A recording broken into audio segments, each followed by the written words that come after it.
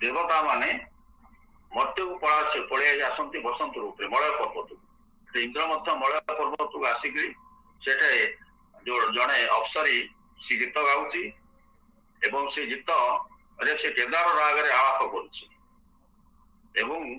इंद्र ताकू मती घोल होकर शुणुंट गोटे विद्याधर इंद्र को चामर ढालू अच्छा इंद्र खाली एंजॉय करेंगे अन्य एंजॉय करेंगे कि जी चामर ढालू तार कौन हृदय ना ना मन ना सी मत एंजॉय करा से अन्य मनस्क होती चामर ढालूला इंद्र देह बाजी जाए बस इंद्र रागी जाइए कहीं से जो भावमग्न होकर विभोर होकर घोल होकर जो संगीत को उपभोग करुले से शारीरिक आघात ध्यान भग्न कला किंतु कला मर्त्य जन्म हबू स्वर्ग देवता गंधर्व अप्सरा एम गोटे भय था स्वर्गच्युतर भय कौन से भूल कले कठोर दंड हूँ मर्त्य जन्म हम ये मध्ययुग साहित्य आम पुराण में सब भूरी भूरी दृष्टांत सब रही तेणु स्वर्ग रहा जो सुख स्वर्ग प्राप्ति जो आनंद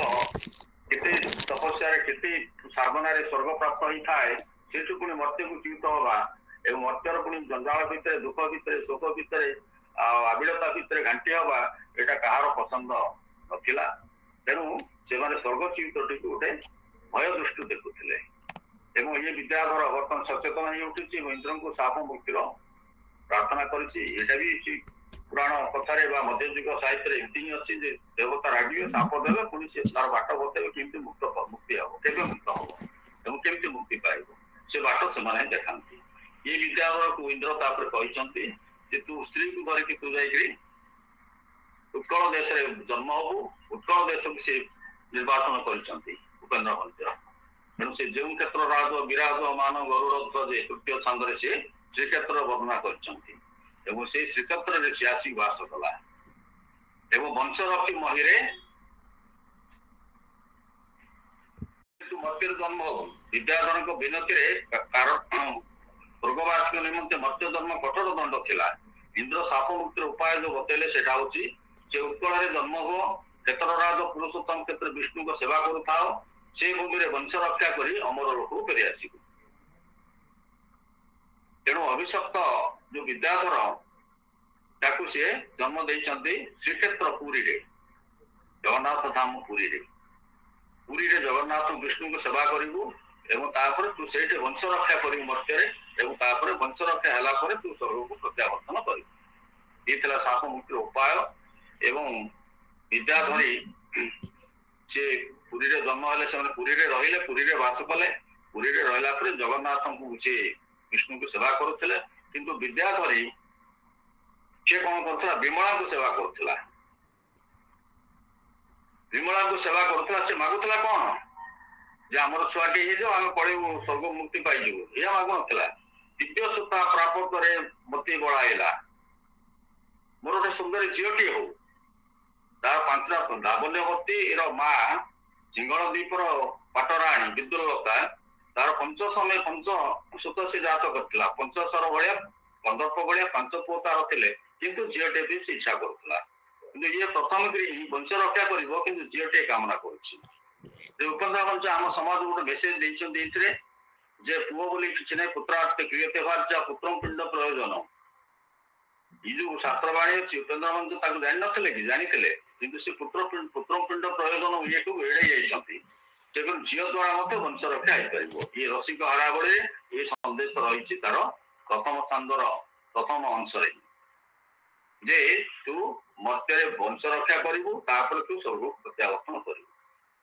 स्त्री कौन कर विमला को सेवा करके झीटे मागुची मोर झीटे दिव्य सुंदर झीटे उत्तम झीटे मोर हो गुणवती रूपवती झीटे हो उत्तम कहले दिव्य दिव्य कहले दिव्य सर्वोत्तम अर्थ कही गौर ब्रह्मा तार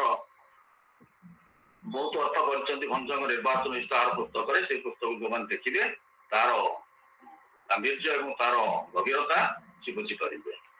तो ये दिव्य कहले आम ये बुझा जे रूपवती गुणवती इत्यादि जावतीय सद्गुण अधिकारी गोटे सुकन्या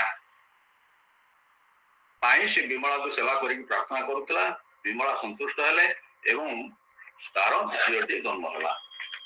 ତାକୁ ପିଲାବେଳୁ ଯୋଉମାନେ ଦେଖିଲେ ତ କୋଟି ବର୍ଣ୍ଣ ସୁନ୍ଦରୀ ବୋଲି କହିଲେ, କିନ୍ତୁ ଏମାନେ ରସିକ ହାରାବଳି ତାର ନାମକରଣ ହେଲା। ଇଏ ନାମକରଣ ଉପେନ୍ଦ୍ର ଭଞ୍ଜଙ୍କର ଆମେ ଆଗରୁ ଆଲୋଚନା ବି କରିଛେ, ଆଜି ମଧ୍ୟ ପ୍ରସଙ୍ଗର କାବ୍ୟ ସବୁ ନାୟିକାର ନାମାନୁସାରେ ହେଇଛି ଏବଂ ତାର ପ୍ରତ୍ୟେକର ଗୋଟେ ଉଦ୍ଦେଶ୍ୟ ଅଛି। ଇଏ ହଉଛି ରସିକ ହାରାବଳି, ରସିକ ମାନଙ୍କର ହାରାବଳି, ହାର କଣ୍ଠର ହାର ତୁଲ୍ୟ ସିଏ। ସମସ୍ତ ରସିକ ଯେତେ ରସିକ ଅଛନ୍ତି ବା ପ୍ରେମିକ ଅଛନ୍ତି ସେମାନେ ସମସ୍ତେ ଚାହୁଁଥିବେ ରସିକ ହାରାବଳିକୁ ମୁଁ ଯେମିତିକି ମୋର ଗଳାର ହାର କରି ପାରନ୍ତି। ଏ ଆଶା ସମସ୍ତଙ୍କ ପୂରଣ ହୋଇନଥିଲା। ଗୋଟିଏ ଉତ୍କଳ କୋଶଳ ଦେଶର ରାଜକୁମାର, ତାର ନାଁ ମଧ୍ୟ ଉପେନ୍ଦ୍ର ଭଞ୍ଜ ଦେଇନାହାନ୍ତି। ରସିକ ହାରାବଳି ପାଇଁ ଯେତେ ଗୁରୁତ୍ୱ ଦିଆଯାଇଛି ଏଗୁଡାକ ନାହିଁ। ମଧ୍ୟଯୁଗ ସାହିତ୍ୟରେ ନାୟକ ନାୟିକାଙ୍କର ପୂର୍ବଜନ୍ମ ବୃତ୍ତାନ୍ତ ରହୁଥିଲା। ଲାବଣ୍ୟବତୀରେ ଗୋଟେ ବାଞ୍ଛାବତୀ ସୃଷ୍ଟି କଲେ ପାର୍ବତୀ ଏବଂ ତାକୁ ଅରଣ୍ୟରେ ଛାଡ଼ିଦେଲେ, କହିଲେ ଏଇ ଜନ୍ମରେ ତତେ ଯୋଉ ପୁରୁଷ ଛୁଇଁବ ଆର ଜନ୍ମରେ ତୁ ତାର ସ୍ତ୍ରୀ ହବୁ, ସିଏ ତୋର ସ୍ୱାମୀ ହବ। ଏବଂ ଇଆଡେ କଣ ହେଇଛି ନା ପ୍ରଭାକର ନାମ ଏକ କ୍ଷତ୍ରିୟ କୁମାର ତପତା ଅକଥନୀୟ ଦିବ୍ୟ ନାରୀ ସଭେ, ଦିବ୍ୟ ନାରୀଟି ପାଇବା ପାଇଁ ସେ ପ୍ରଭାକର ସିଏ ତପସ୍ୟା କରୁଥିଲା, ଘୋର ତପସ୍ୟା। ଶୀତ ଦିନେ ପାଣି ଭିତରେ ରହିବ, ବର୍ଷା ଦିନେ ପଦାରେ ରହିବ, ଖରା ଦିନେ ଖୋଲା ଦେହରେ ନିଆଁ ଜାଳିକି ଚାରିପଟେ ନିଆଁ ଜାଳିକିରି ସିଏ ବସିବ, ଏମିତି କଠୋର ତପସ୍ୟା କରୁଥିଲା। ଏଇ ତପସ୍ୟା ମୁଁ ପୃଥିବୀ ଜୟ କରିକି ପୃଥିବୀର ଅଧୀଶ୍ୱର ହେବି ସେ ପାଇଁ ନୁହେଁ, ଦିବ୍ୟ ନାରୀଟି ପାଇବ, ଦିବ୍ୟ ନାରୀଟି ପାଇବ। ତେଣୁ ଇଏ ଯୋଉ ଅନୁରାଗ, ଏଇ ଯୋଉ ପ୍ରେମ, ଏଇ ଯୋଉ ନିବିଡତା ପ୍ରେମ ଭିତରେ ରହୁଥିଲା ସେଟା ମାନେ ଅଦ୍ୱିତୀୟ, ତାର ତୁଳନା ନାହିଁ। ଏବଂ ସେଭଳି ନାୟିକା ସେମାନେ ପ୍ରାପ୍ତ ହଉଥିଲେ ଏବଂ ସୁନ୍ଦର ଦାମ୍ପତ୍ୟ ଜୀବନ ସେମାନଙ୍କୁ ଅତିବାହିତ ହଉଥିଲା। ତ ଏଇଠି ଇଏ ଆମେ ଦେଖୁଛେ ଯେ ରସିକ ହାରାବଳି କାବ୍ୟରେ ରସିକ ହାରାବଳିର ପୂର୍ବ ଜନ୍ମ କିଛି କୁହାଇ ନାହିଁ, ଏଠି ତା ବାପା ମାର ପୂର୍ବ ଜନ୍ମ କଥା କୁହାଯାଇଛି। ଯେ ସେମାନେ ଥିଲେ ସ୍ୱର୍ଗର ବିଦ୍ୟାଧରୀ, କିନ୍ତୁ ଇନ୍ଦ୍ରଙ୍କ ଦ୍ୱାରା ଅଭିଶପ୍ତ ହେଇକିରି ସେମାନେ ଆସିକିରି ମର୍ତ୍ତ୍ୟରେ ଜନ୍ମ ହେଲେ ଏବଂ ଏଇଠି ବଂଶ ରକ୍ଷା କଲା ପରେ ହିଁ ତମେ ସ୍ୱର୍ଗକୁ ଫେରିବ। ଇଏ ଯୋଉ ତାଙ୍କୁ ନିର୍ଦ୍ଦେଶ ଥିଲା, ସେ ନିର୍ଦ୍ଦେଶ ଅନୁସାରେ ସେମାନେ ଶ୍ରୀକ୍ଷେତ୍ରରେ ବାସ କରିକି ସେଠି ଗୋଟେ କନ୍ୟା ସନ୍ତାନ ଜନ୍ମ କଲେ ଏବଂ କନ୍ୟା ବିବାହ କଲା ପରେ ସେମାନେ ତାପରେ ସ୍ୱର୍ଗକୁ ଯାଇଥିଲେ। କଣ ହେଇଥିଲେ ତାଙ୍କ କଥା ଆଉ ସେମାନେ ଆସିନାହାନ୍ତି ଏ କାବ୍ୟରେ, ଆଉ ତାଙ୍କୁ କିଏ ଦେଖୁନାହିଁ, ଅଦରକାରୀ ହେଇଯାଇଛନ୍ତି ସେମାନେ। ଆମେ ସମ୍ଭାବନା କରିବା ଯେ ହୁଏତ ୟାକୁ ବିବାହ କଲା ପର୍ଯ୍ୟନ୍ତ ସେମାନେ ରହିଛନ୍ତି, ୟାର ବିବାହ ସରିଲା ପରେ ସେମାନେ ସ୍ୱର୍ଗକୁ ଆନନ୍ଦରେ ପ୍ରତ୍ୟାବର୍ତ୍ତନ କରିଛନ୍ତି। ତ ଏଇ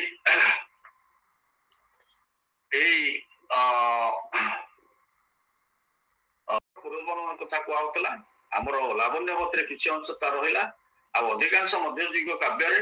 କୌଣସି ନାୟକ ନାୟିକା ସେମାନେ ସ୍ୱର୍ଗଚ୍ୟୁତ ହେଇଥିବେ, ସ୍ୱର୍ଗରୁ ଅଭିଶାପ ପାଇଥିବେ। ଏଇଟା ହିଁ ଆମେ ଦେଖୁଛୁ। ତାର ପ୍ରଭାବରେ ଆମର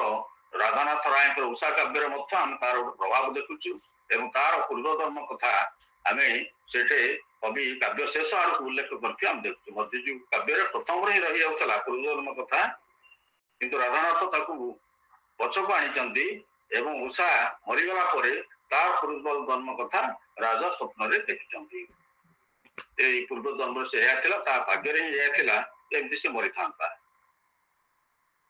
ତେଣୁ ଏଇ ଯୋଉ କଥାବସ୍ତୁର ଯୋଉ ଚମତ୍କାରିତା ସମ୍ପାଦନ କଲେ ଉପେନ୍ଦ୍ର ଭଞ୍ଜ, ତାପରେ ଇଏ ରସିକ ହାରାବଳିର ସୌନ୍ଦର୍ଯ୍ୟ କୋଟି ବ୍ରହ୍ମାଣ୍ଡ ସୁନ୍ଦରୀ ତ ସମସ୍ତେ କହିଲେ। ତେଣୁ ଚାରିଆଡେ ତାର ଖ୍ୟାତି ବ୍ୟାପିଲା ଯେ ପୁରୀରେ ବା କ୍ଷେତ୍ରରାଜ ଶ୍ରୀକ୍ଷେତ୍ରରେ ଗୋଟେ କନ୍ୟା ଅଛି, ଗୋଟେ ଗନ୍ଧର୍ବୀ କନ୍ୟା ଅଛି, ସିଏ ଭାରି ସୁନ୍ଦରୀ। କୌଶଳ ରାଜକୁମାର ତାର ସୌନ୍ଦର୍ଯ୍ୟ ଶୁଣିଲା ପରେ ସେ ଚାହିଁଲା ସେ କେମିତି ହେଇଥିବ, କେମିତି ଦେଖାଯାଉଛି, ତା ହସ କେମିତି, ତା ଚେହେରା କେମିତି ଇତ୍ୟାଦି କଥା ପୁରୀରୁ ଯିଏ ଫେରିଥିବେ ତାଙ୍କୁ ପଚାର, ଦେଖିଛ କି ରସିକ ହାରାବଳିକୁ? ଏମିତି ପଚାରୁଥାଏ। ଗୋଟେ ବ୍ରାହ୍ମଣୀ କହିଲା ହଁ ହଁ ମୁଁ ଯାଇଥିଲି ତା ଘରକୁ, ଶୁଣ ବୋଲି ଦ୍ୱିତୀୟ ଛାନ୍ଦରେ ସେ କଣ କରିଛି ନା ରସିକ ହାରାବଳିର ସୌନ୍ଦର୍ଯ୍ୟ ବର୍ଣ୍ଣନା କରିଛି ରାଜକୁମାର ଆଗରେ, କୌଶଳ କୁମାର ଆଗରେ। ଏ କୌଶଳ କୁମାର ନାଁ ନାହିଁ, ସେମିତି ନାୟକର ନାଁ ନାହିଁ। ତ ଇଏ ତାର ପୂର୍ବ ଜନ୍ମ କି ଏ ଜନ୍ମ କି ତା ବାପା ମା କିଏ, ବାପା ନାଁ କଣ, ମା ନାଁ କଣ, କିଛି ନାହିଁ। ସେ ସିଧାସଳଖ ନାୟକ